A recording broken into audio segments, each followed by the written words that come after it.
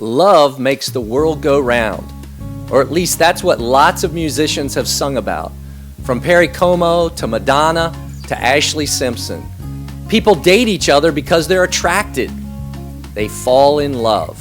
They get married, and then quite often, the love slips away. What happens? Why the change? Well, sin gets in the way because a marriage is the joining together of two sinful people. Selfishness creeps in. Individuals struggle with what they can get out of marriage rather than what they can give.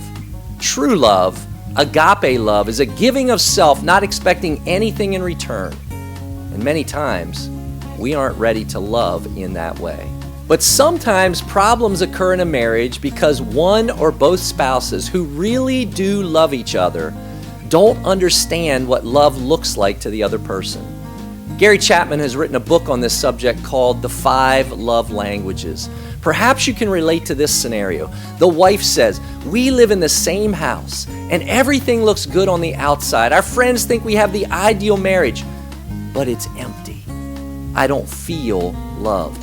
The husband responds, "I don't understand her. I do so much for her, but she still complains." Well, after unpacking their struggles a little bit more, Dr. Chapman concluded the problem wasn't love. This couple actually loved each other very much. The problem was their inability to speak in a love language their spouse could understand and receive. So what are the 5 love languages? Number 1, words of affirmation. These are words that build the other person up. Words like, "Thanks for working hard to provide for the family," or "I really appreciate your care for the children." Number 2, gifts. These don't have to be expensive, but a gift is a way to speak love and say, "I was thinking about you and you are important to me."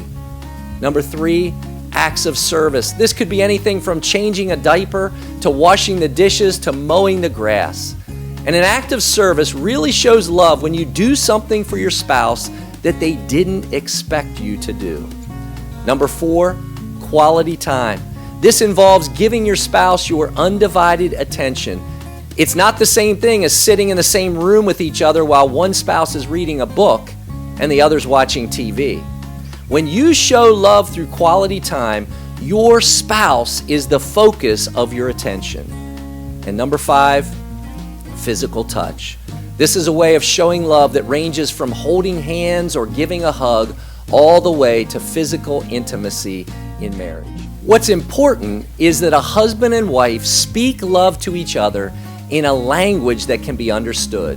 And it takes time to figure out your spouse's primary love language. Otherwise, you have a husband painting a room for his wife, fixing it up beautifully, which is acts of service, while his wife is sitting on the couch getting angrier and angrier because she craves quality time. It's called speaking the wrong love language. But if I understand that my wife's primary love language is quality time, and I truly love her, then I'm going to work hard to speak that love language to her by putting down the paintbrush, turning off the TV, setting aside my phone and tablet, looking her in the eye, listening to her, and making her the focus of my attention. What am I doing? I'm showing her she's really important by giving her the love she needs through quality time. And when she figures out my love language because she loves me, she's going to want to speak that language into my life to let me know that she really loves me and that I'm really important to her. And that is the gospel in everyday life.